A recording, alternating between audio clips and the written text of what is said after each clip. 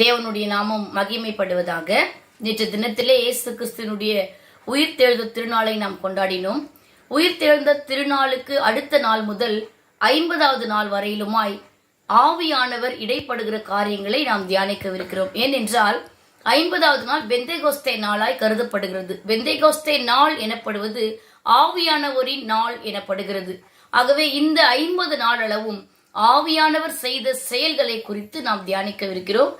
அதற்கு அடையாளமாய் முதல் நாளாகிய இன்றைக்கு ஆதியாகமம் 1வது அதிகாரம் 2வது வசனத்திலே பூமியானது ஒழுங்கின்மையும் வெறுமையுமாய் இருந்தது, ஆழத்தின் மேல் இருள் இருந்தது, தேவ ஆவியானவர் ஜலத்தின் மேல் அசைவாடி கொண்டிருந்தார்.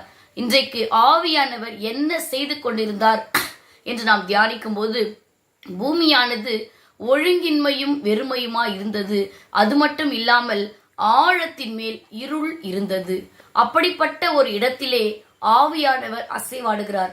அவர் அசைவாடினதினால் என்ன நடக்கிறது என்றால் ஒழுங்கின்மையும் வெறுமையுமா இருந்த பூமி சரி செய்யப்படுகிறது.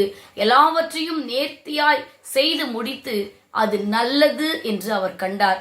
இன்றைக்கும் கூட அந்த ஆவியானவர் நம்முடைய வாழ்க்கையில் அவர் செயல்படுகிற காரியம் என்னவென்றால், எங்கெல்லாம் ஒழுங்கின்மை காணப்படுகிறதோ, எங்கெல்லாம் வெறுமை காணப்படுகிறதோ, எங்கெல்லாம் இருள் சூழ்ந்திருக்கிறதோ அங்கெல்லாம் ஆவியானவர் அசைவாடுகிறார். அல்லேலூயா.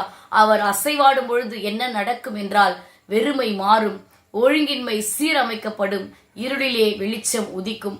அப்படிப்பட்ட ஆவியானவர் இன்றைக்கு நமக்குள் காணப்படுகிற வெறுமைகள், ஒழுங்கின்மைகள், இருளின் மேல் அவர் அசைவாடும்படியாய் நாம் ஒப்பு கொடுத்து ஜெபிக்கலாம்.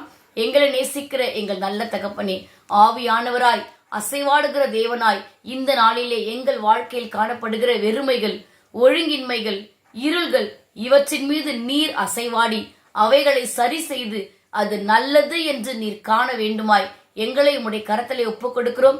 நீர்தாமே சகலத்தையும் நேர்த்தியாய் செய்கிற ஆவியானவர் உம்முடைய பிள்ளைகளுடைய வாழ்க்கையிலே எல்லாவற்றையும் நேர்த்தியாய் செய்து நல்லது என்று கண்டு ஆசீர்வதிக்க வேண்டுமாய் இயேசுவின் மூலமாய் ஜெபிக்கிறோம் நல்ல பிதாவே, ஆமேன். கர்த்தர் தாமே உங்களை ஆசீர்வதிப்பாராக. ஆமேன்.